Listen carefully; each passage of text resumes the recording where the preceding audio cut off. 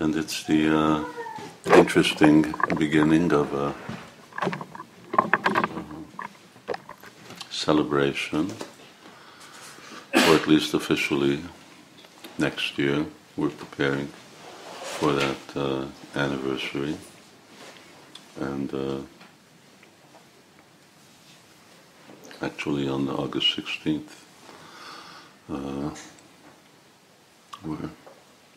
it's August 16th, right? It's the actual official departure date by solar calendar system, as opposed to lunar. It's a long time, 50 years.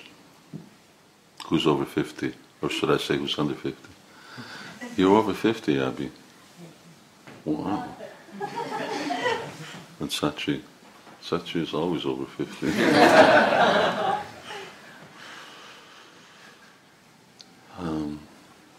Yeah, it's. I noticed no ladies raised their hands.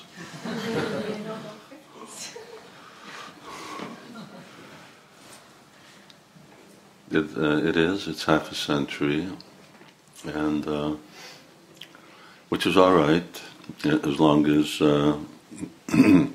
time doesn't diminish things.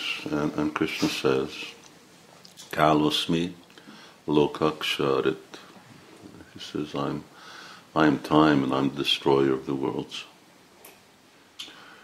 So, unfortunately, that's the tendency. Sakali neha mahata, yoga nashta parantapa. And then earlier, in the 4th chapter, again, Krishna is saying that he is the nasta, time destroys, and that's how the parampara becomes lost. We were in our youth in Krishna consciousness, we were sort of counting the time in which we would take over the world in months. I don't know, maybe a month slipped by, I didn't notice, but it hasn't happened, and now it's 50 years have gone by. We're trying to count the time in which we're taking over our minds first, before we're taking over the world. And but we somehow or another we imbibed that enthusiasm and real determination from Srila Prabhupada. He had this vision. So, in fact, he just said, well, 18 days, if you would do what I told you, we could take over the world in 18 days. So Prabhupada was just counting in terms of days. And no doubt that type of potency or empowerment is there in Krishna consciousness. We just have to learn how to take over our minds. At least that's the start. And then from there, we can really move forward. And I mentioned that because actually other things that we had in terms of our own youthful enthusiasm and naivety was that we thought that all these other things that happen to people, to religious organizations, well, they can't happen to us. And but then as time went on, especially, and then not just after Srila Prabhupada's departure, but already during Srila Prabhupada's presence, we saw that things could go on. In other words, things could go wrong, and things that happen to other organizations can also happen to us. And of course, the organization that was really in the forefront was Gaudiya Math. Well, that can't happen to us.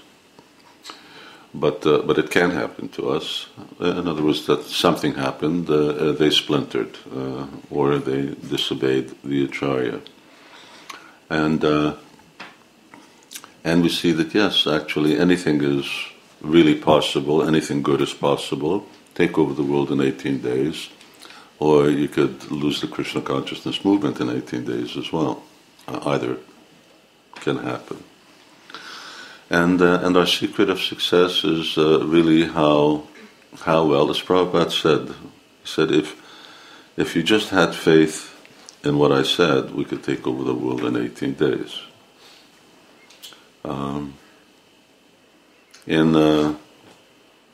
So Prabhupada gave, I'll just finish what I was thinking, and I'll go back to what I just wanted to say. Prabhupada saying that if we have sufficient faith and if we actually follow, then, well, not only will Krishna consciousness movement not go off track or deviate, or we as individuals, but that we can actually even achieve the real purpose, which is giving everybody Krishna consciousness. Taking over means, we don't want to install some kind of political regime, although that's also part of Krishna consciousness. If we find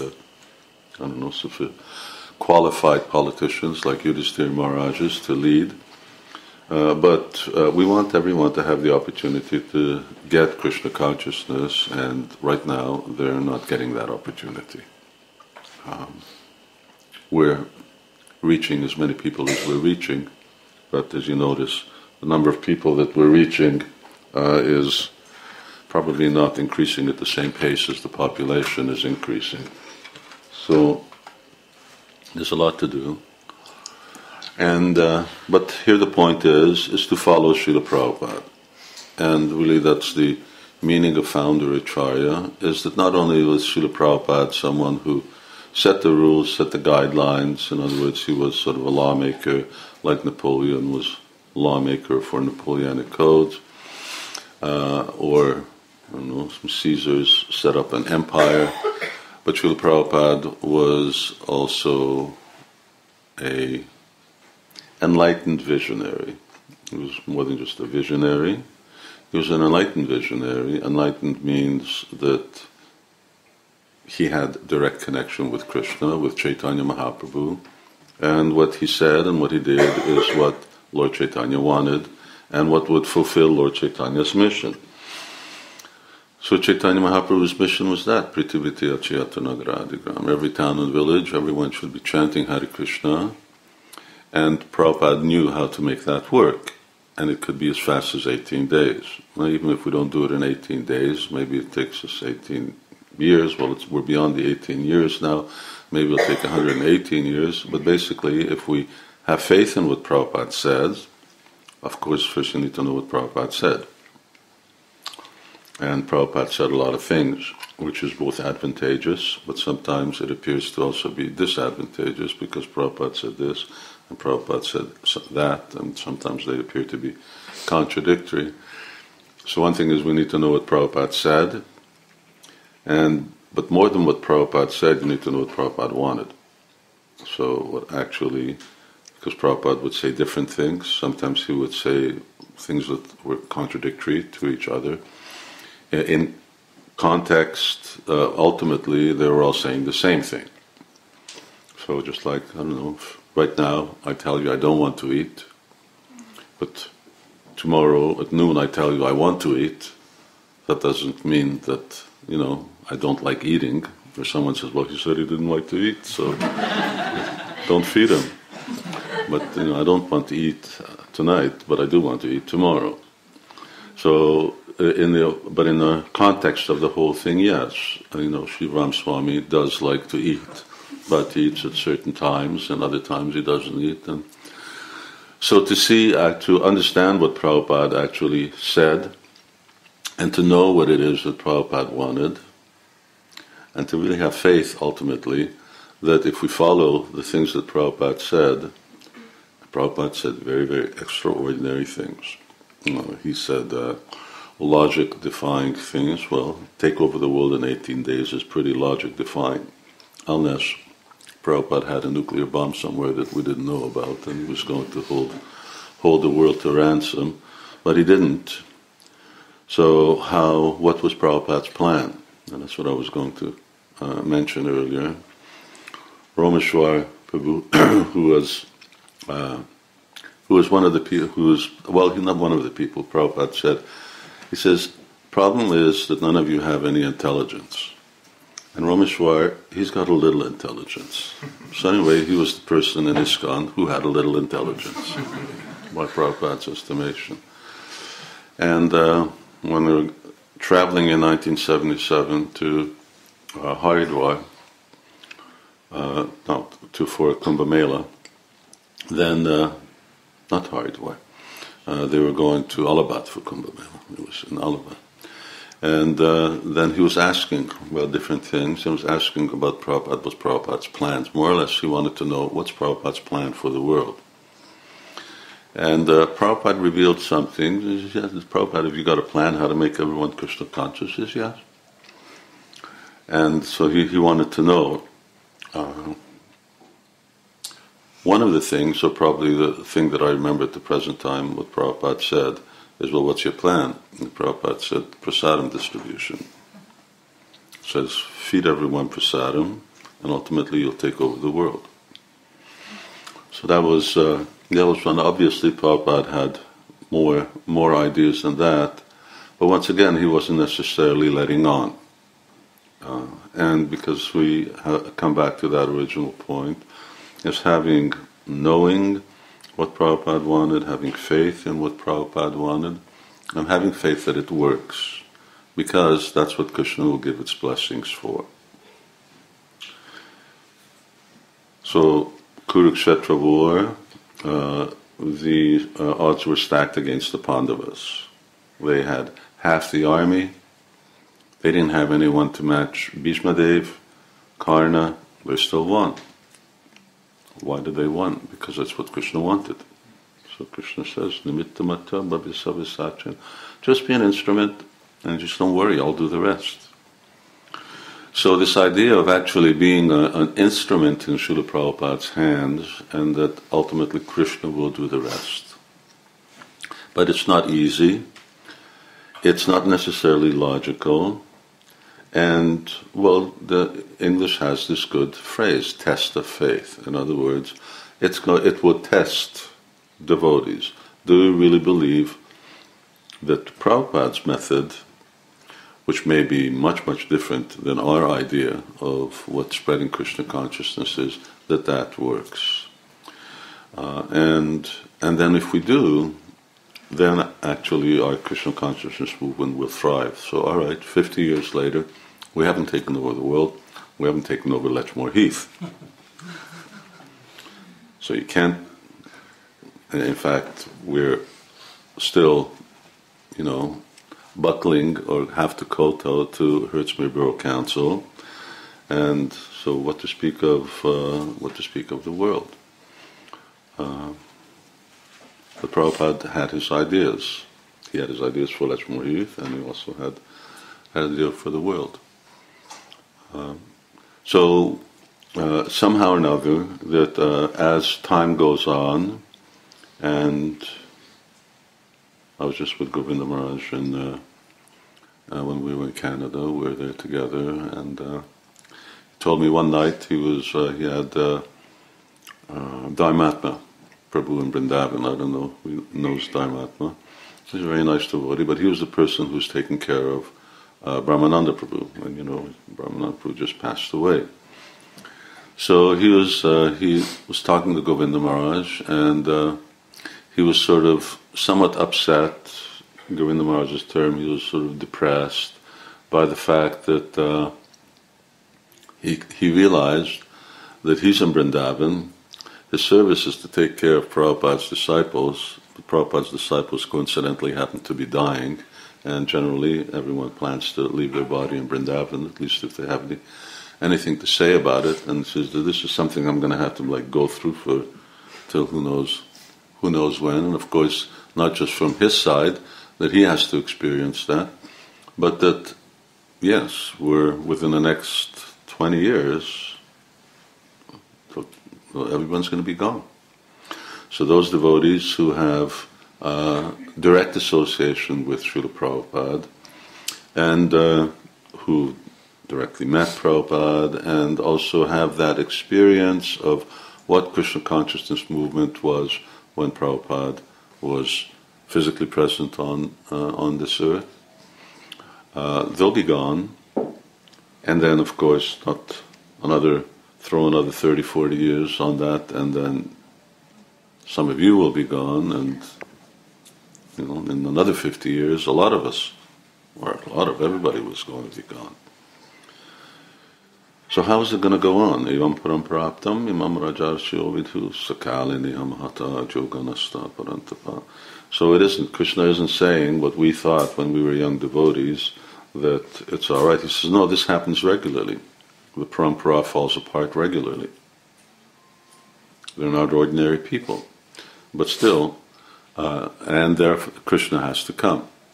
And Krishna comes directly, or he sends some empowered representative, but in order to then paritanaya sadudam vinasa suduskritam, Krishna has to be there in one form or another. So, but we want to make Krishna consciousness movement a success. And Prabhupada had said it, that he said, if you don't follow, then the books are out. And from the books, someone else will take up the mission and they'll make it successful. In other words, and that's why Prabhupada separated ISKCON and BBT. He didn't want his book publishing to be connected to ISKCON, because ISKCON's a religious organization. You know how many challenges it faces from the world around us. It can be sued, its properties can be seized. Prabhupada didn't want that connected to his books, because ISKCON can fold, but the essence of ISKCON is there in Prabhupada's books, and in the way that most everybody also came to Krishna consciousness and is in Krishna consciousness by connection with Srila Prabhupada through his books. Then Prabhupada says, then someone else will start it again, and they'll make it. In other words, someone will make it because it's Lord Chaitanya's prediction. In other words, it's already there, and it's already there in Shastra. When I was writing Navabraja Mahima, then when I was reading Brahma Vaivarta Purana, then I came across, completely unrelated to what I was writing, I came across this section. Krishna's talking, I can't remember who he's talking to, but there he says that in Kali Yuga, then for 10,000 years, the Dharma will flourish and thrive, and thereafter, then Kali Yuga really sets in. So, if this is flourishing and thriving, you can imagine what it is going to happen when Kali Yuga really sets in. In other words, what's going on outside. Of course, things are still going up.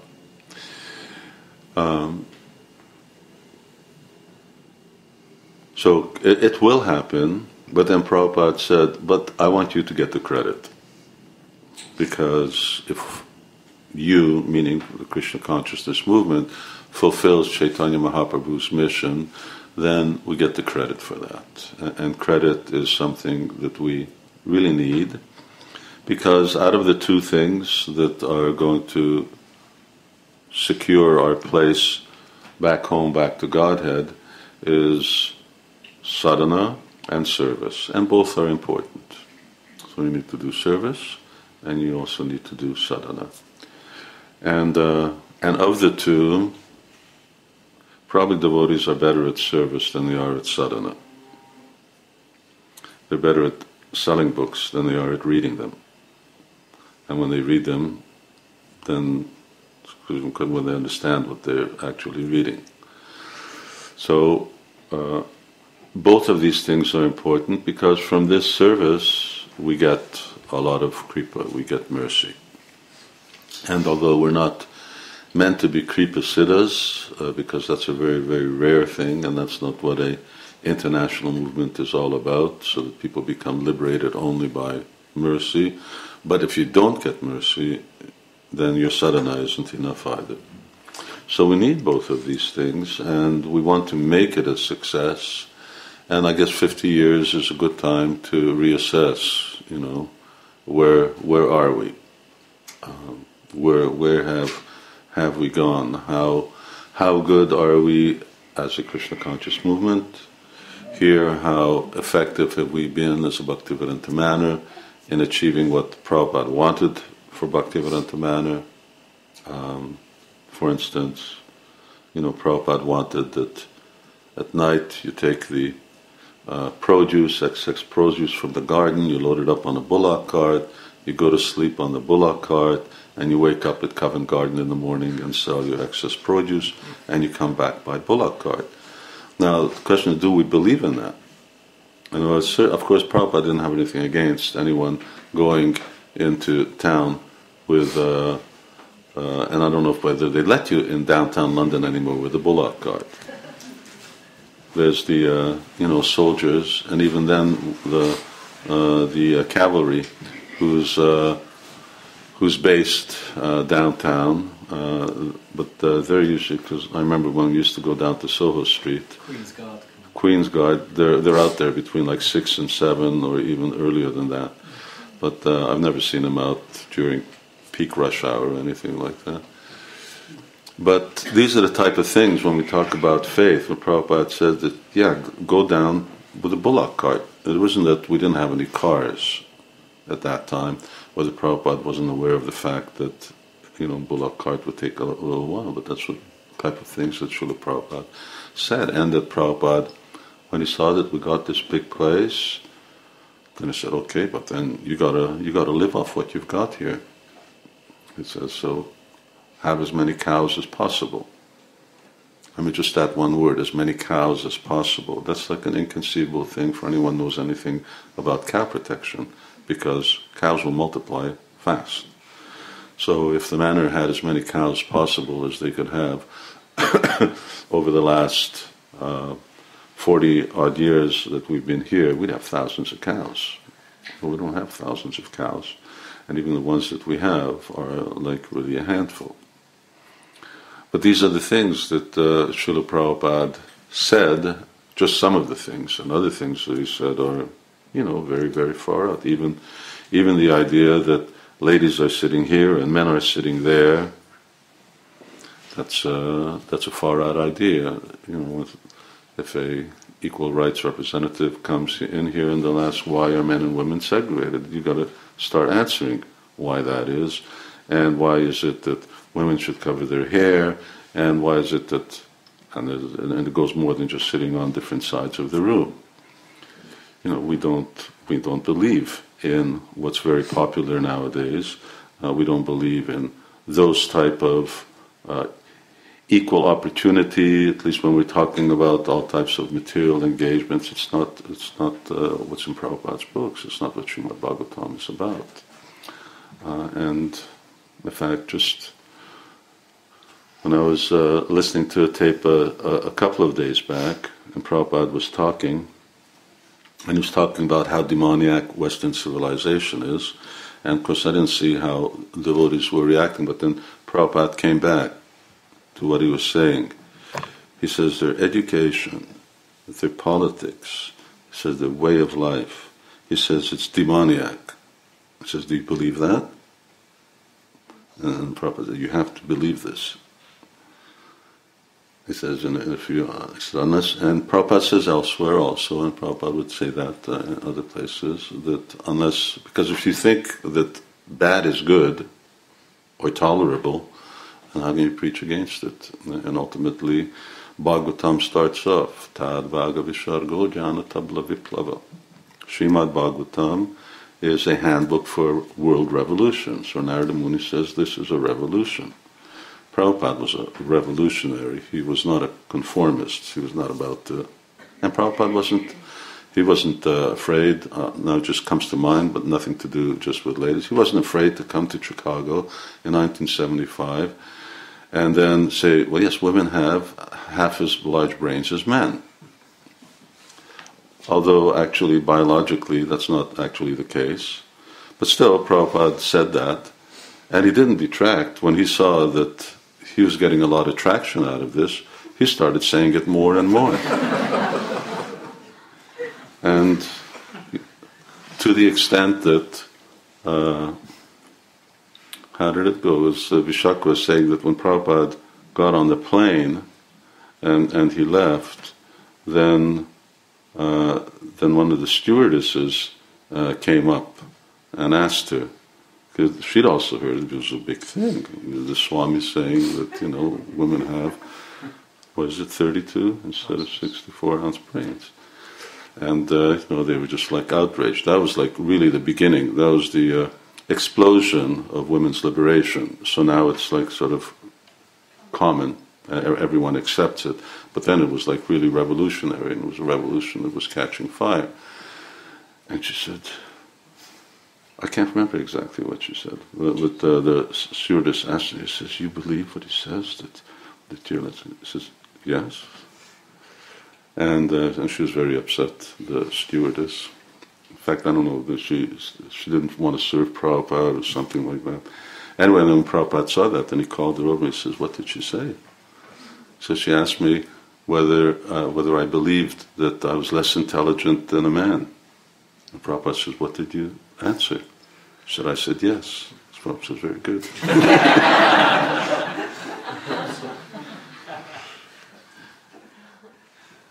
So there was, and that's just one. Of course, there's so many examples of so many different things.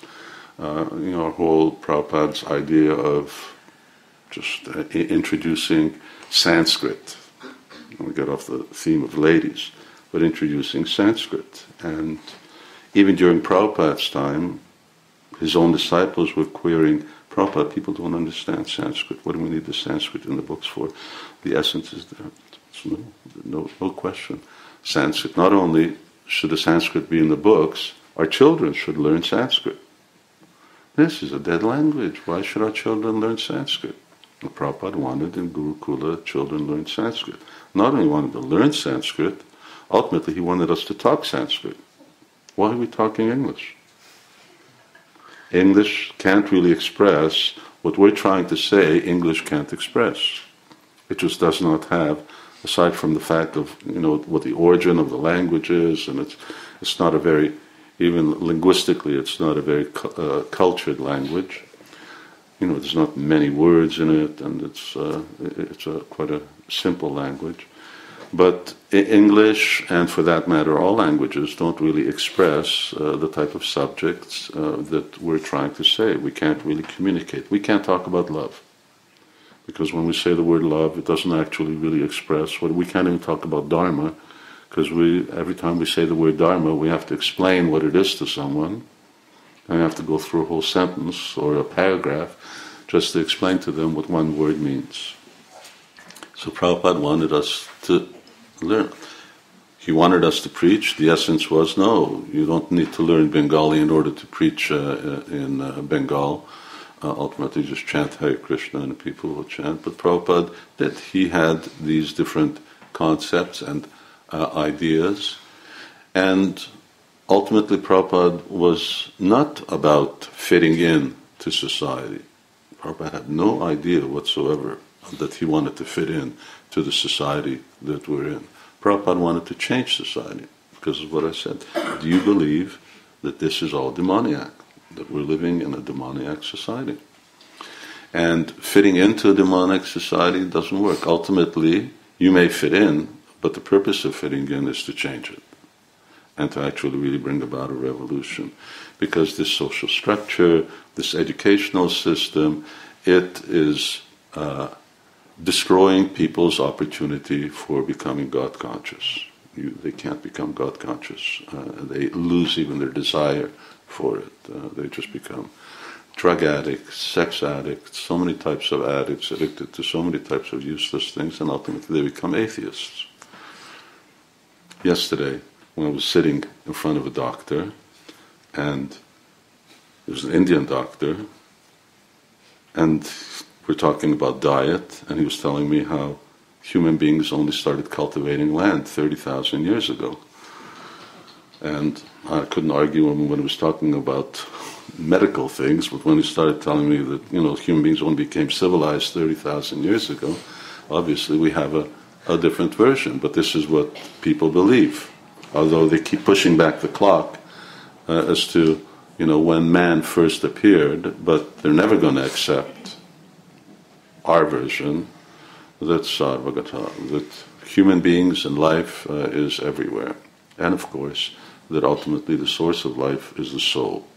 And you don't have any kind of mechanistic answer that you're ever going to find for how life begins. So Prabhupada wanted to attack the scientists, especially them, because they're the ones who are undermining, and scientists in a very general way, but practically speaking, the whole educational system, it's just so matter of fact. Everyone just talks about evolution like it's just like a common cold.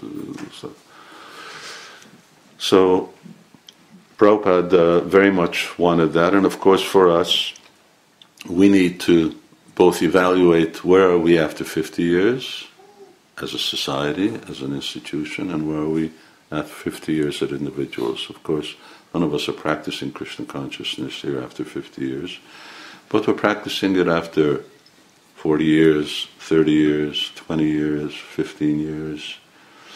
And, one good thing that people in the modern world do is they evaluate things by results. You get a job somewhere, you go work, you get yearly evaluation. They evaluate your performance. And, if you're not doing well, then they say, okay, well, this is what you should do. And if you're really doing badly, they just tell you to get another job somewhere, if they don't see that you're making any change.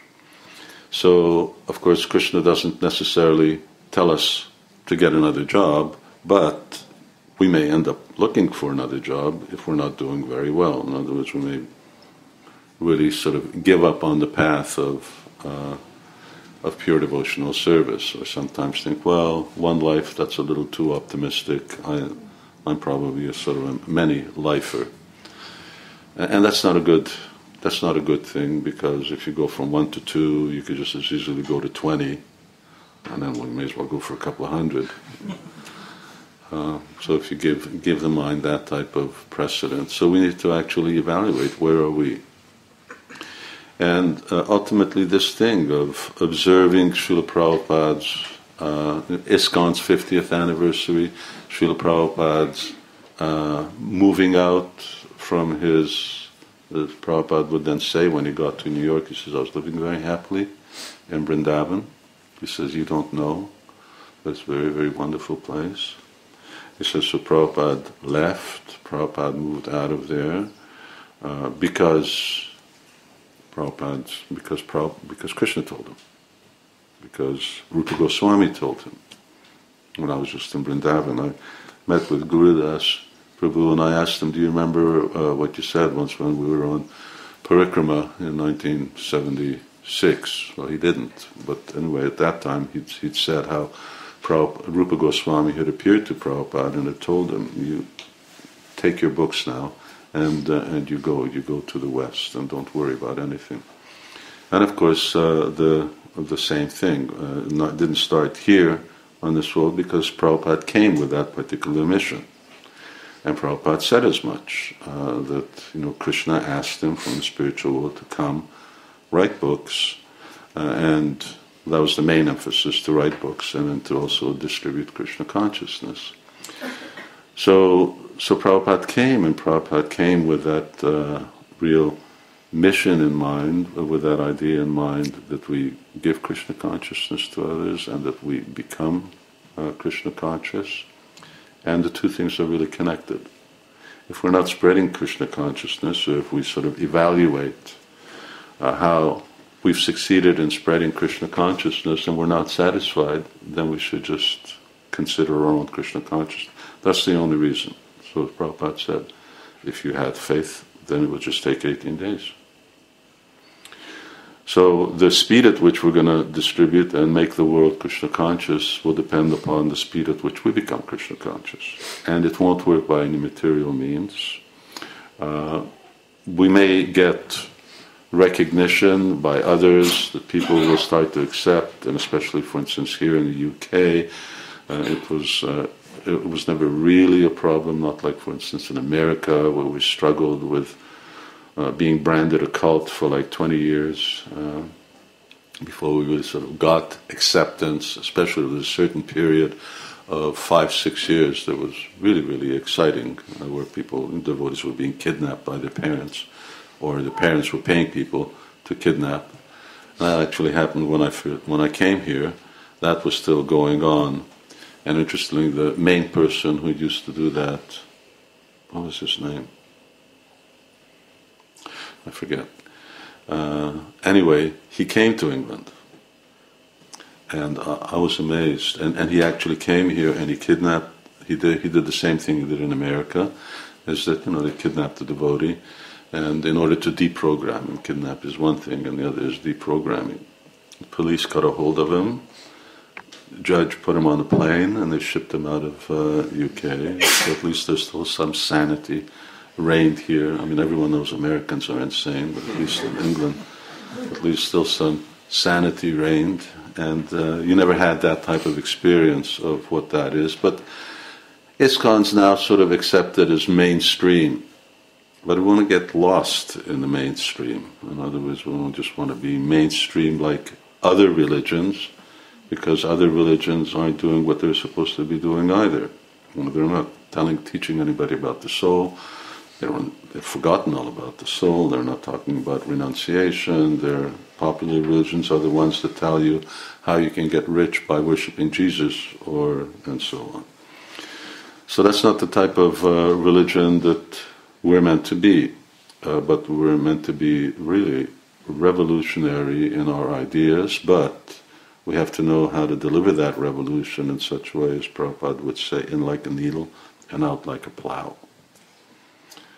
Not in like a needle and then get lost. The needle in the haystack is completely lost, but we've got to be able to come out as well. And ultimately, that's what it requires. It requires us to really be very, very Krishna conscious.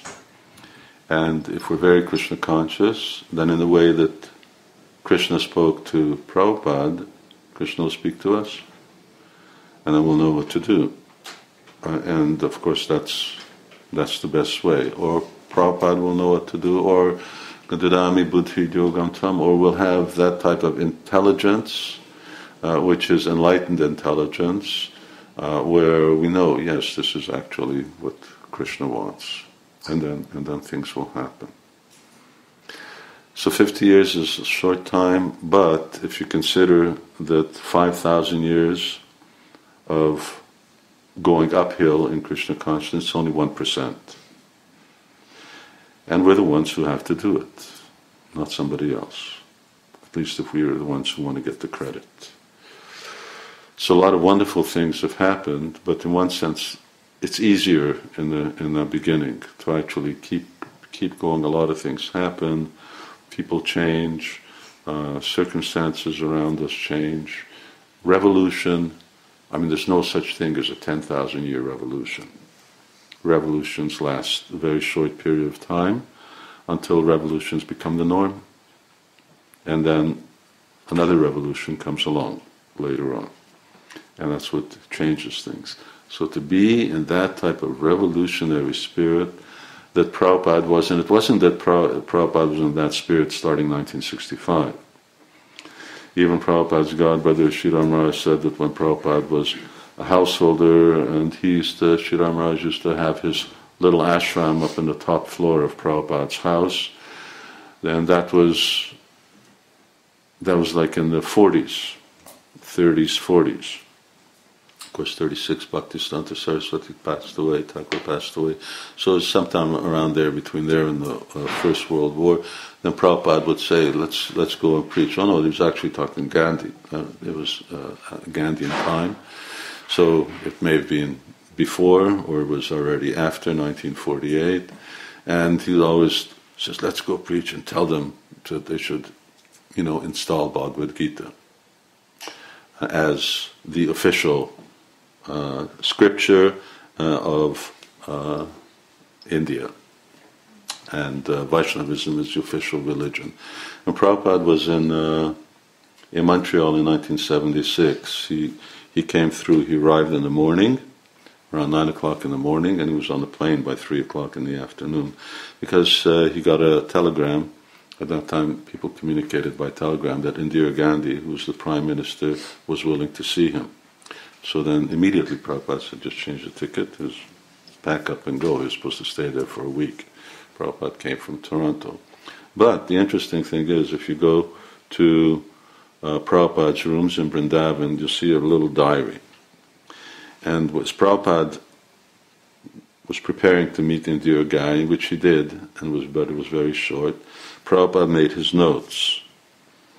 And the notes are there, you can see them. He says, what was the oldest son? Indira's oldest son? Rajiv. Rajiv. Rajiv be king. All MPs have to come for morning and evening kirtan in Parliament. Cow slaughter is banned. Sanskrit is India's official language.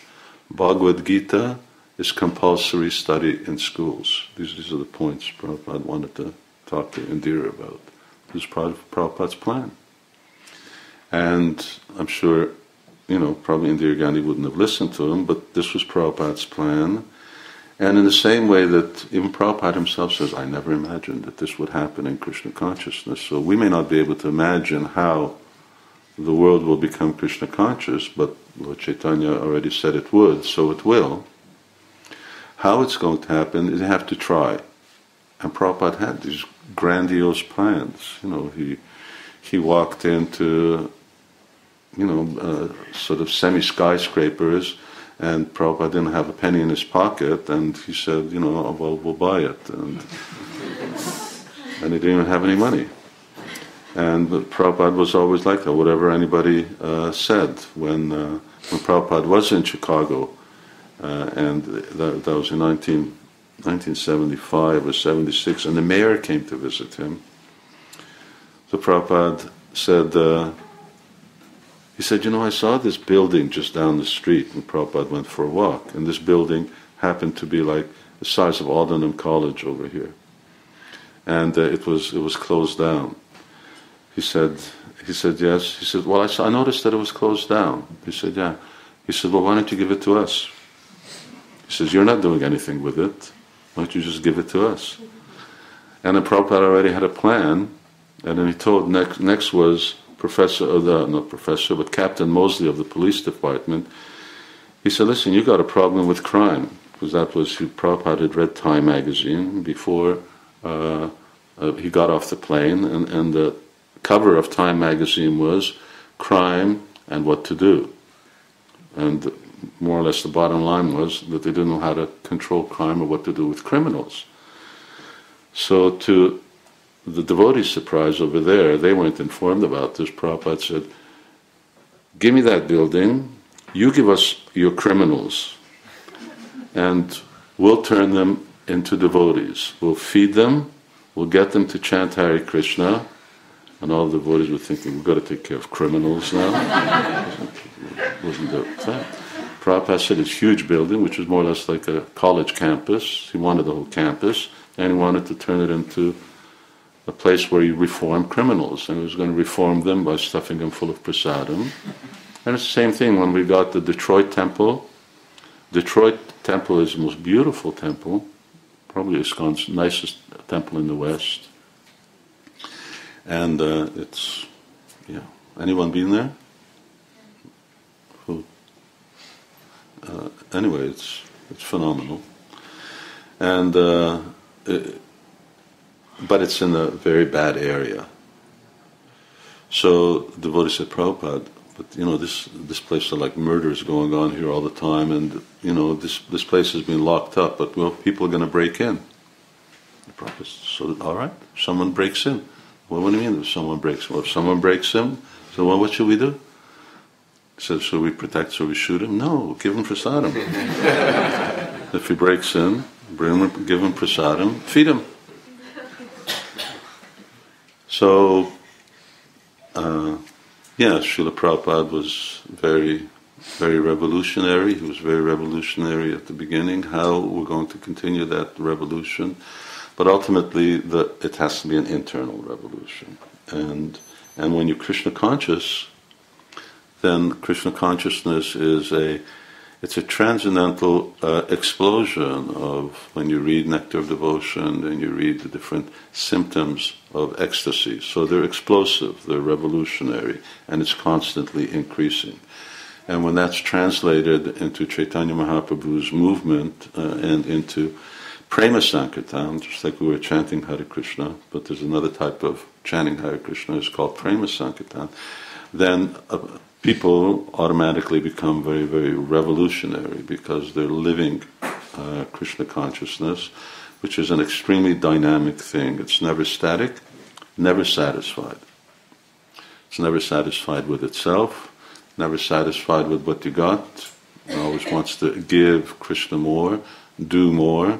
In the spiritual world, they're always doing more and more and more, although everything's perfect. And what to speak of then here in the material world, where nothing's perfect, so there's unlimited scope for doing more. But it really requires being Krishna conscious. Okay, I've got this nice clock right opposite me over there, so I can see it's 9 o'clock, and I've been talking for 45 minutes. So maybe if anyone's got any questions or any comments they'd like to make or some topic. So you're saying that Prabhupada didn't mince his word, he was very direct. Sometimes devotees put forward the argument that we're not Prabhupada, we're not in our 70s, we're not a sannyasi, and therefore can we preach in the same way, in the same kind of very direct way. For example, if we're at a university program, if you put forward, or if someone's read the books and they see the comments that Prabhupada made about women and so on, women and rape is another example, then people get put off. And so the tendency is that we kind of not adjust things, but present it in a different way. So how do we actually, where's the balance?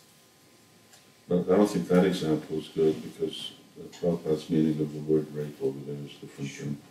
But people read it and... Well, you have to explain it.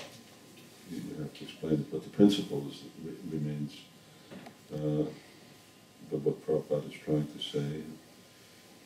You can't change the message. So you've got to get the message across. It has to be direct, whether it's the same type of language that Prabhupada would use, or you may use a different language. But Palina Parichyate, ultimately you judge by result. You've got to get the result. And the result is that people end up chanting Hare Krishna, that they end up Sarvadharma Prityaja, giving up everything and surrendering to Krishna. So we're not, I'm sure a lot of you have gone to comparative religions classes and given a lecture. We're not out to teach comparative religions. I mean, I'm talking now about the professors. There's so many, and religion has been taught in universities and so many places, and high schools and grade schools for so long. But no one's become spiritual as a result of it. And Bhagavad Gita has been around for a long, long, long time. No one's become Krishna conscious, which is a very, very interesting thing. Europe was at the beginning, when Europe first went to India, Europeans went to India and they started Sanskrit and they saw Indian culture, they were in love with it. It was like a craze. Up until Darwinian evolution and Victorian times, and who's the German Sanskritist? Max Muller.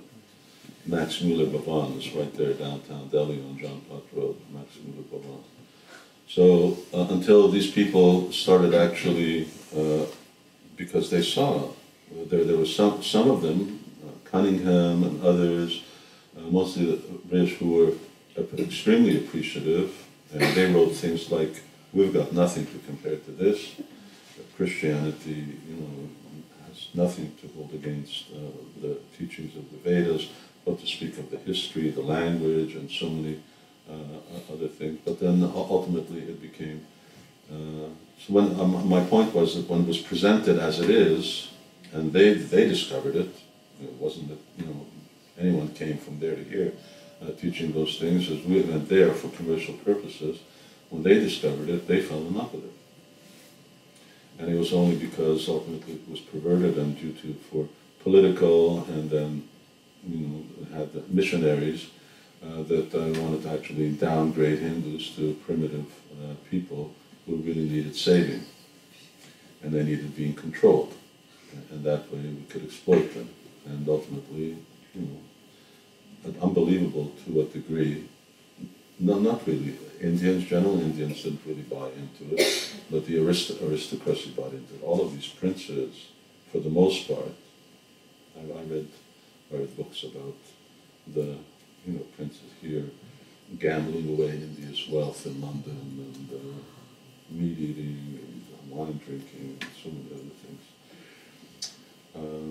So if we present it as it is, but it's got to get the result. It's got to get a result.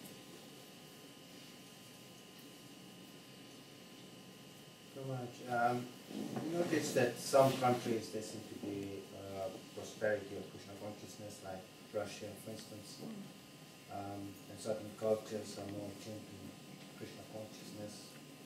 Is it possibly that, like a flywheel, you put enough energy into it first, that once you've got that going, then it just propagates itself, you just get more and more devotees?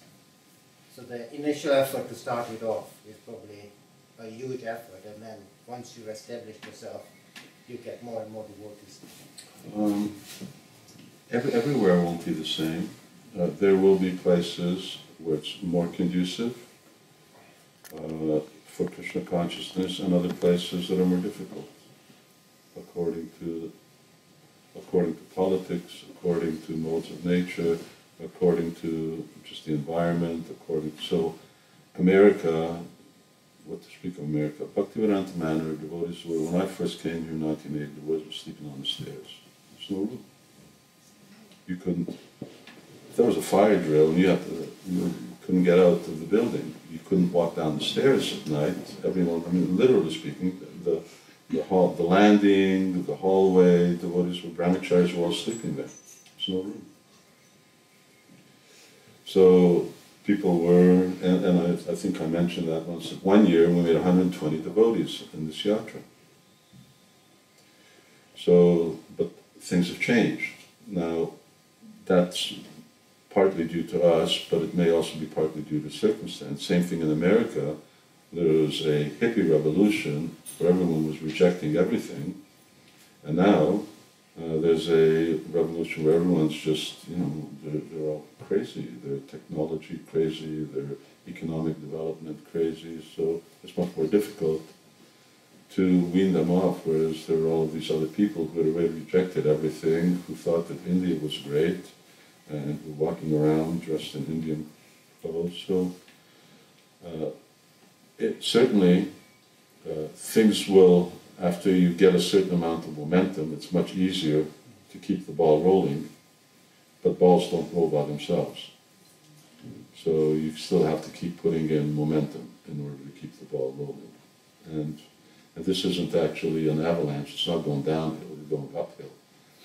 So you want to keep the ball rolling uphill, you have to put energy into it.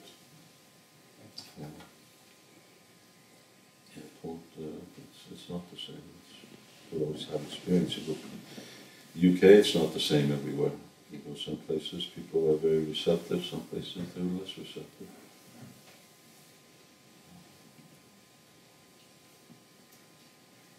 Someone? Saxi Gopal Prabhu was making an observation that, the Harinam used to be all like goatees. Now there's a lot of devotees who go with trousers, congregation, and because of that, people join in much easier. They feel they can join in with the Harinam, because they see a few people, they see more, people with trousers, and that. It's an observation he was making. So, is that a good thing to have that variety to attract people? Well, if the people are wearing trousers or trouser wearers, in other words, if they're not supposed to be wearing dhotis, then it's all right. But if people are putting how many people are joining? I've been on many Harinams in downtown London, always people joining. I've never known a Harinam where people didn't join. Because you've got dhotis on this. Part of the whole thing was that they were joining into the Harry because they were, chanting with the Harrys and they're taking pictures. I don't know whether they're going to be so keen on taking pictures if everyone looks like them. What are they going to show to their friends? If everyone's got a beard, if everyone's got long hair, if everyone's got clothes, just the fact that he's got a drum or he's got his hands in the air, what are they showing to their friends at home? So they're joining more than ever now, it says. That was his observation. Bigger than ever. That's right. Some people who are doing that, if there's other people who come, people coming in from work, but for the most part, this is who we are. And try it and see.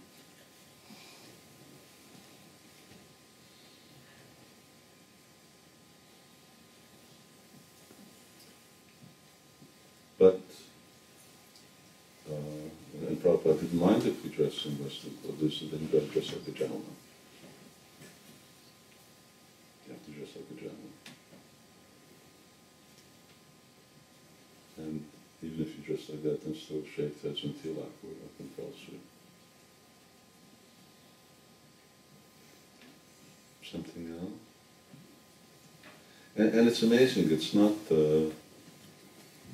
especially England. England is very, very broad-minded. You're not living in France, you're not living in Belgium, you're not living in Hungary. Here people are very broad-minded.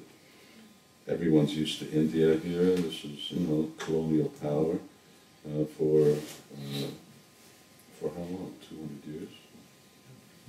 200 years. Everyone's neighbor is an Asian of some sort. So it's not a strange thing. It's not a difficult thing. I'll give you a good example of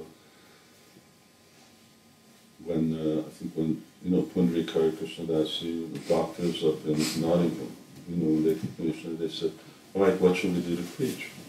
I said, wear tilak. They've never stopped wearing tilak since then. Pundri gives lectures at university to doctors. He's got a sikha and he's got tilak. And they've never gone without. And that's what Prabhupada wanted.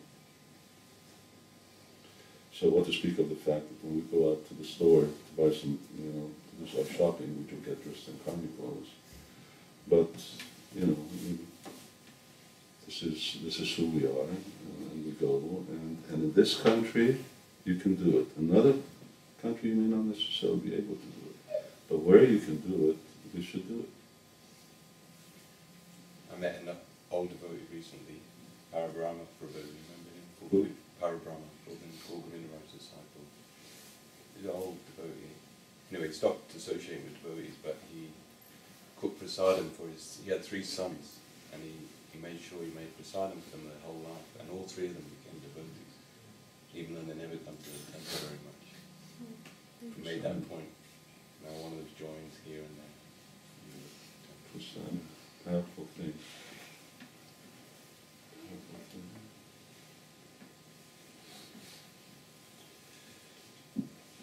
Tomorrow I've got to give class, and there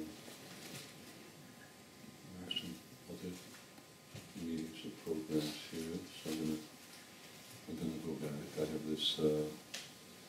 this course I have to finish it for Hungary to send it off to be sort of printed, because I have to start giving it on Monday. And so we're doing that, and then I just had a conversation with the production team, and we decided to print 2 books by the end of August. So I'm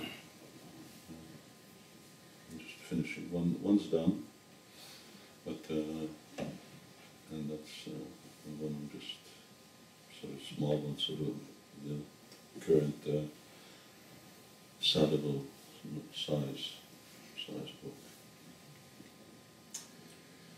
So I'll go and then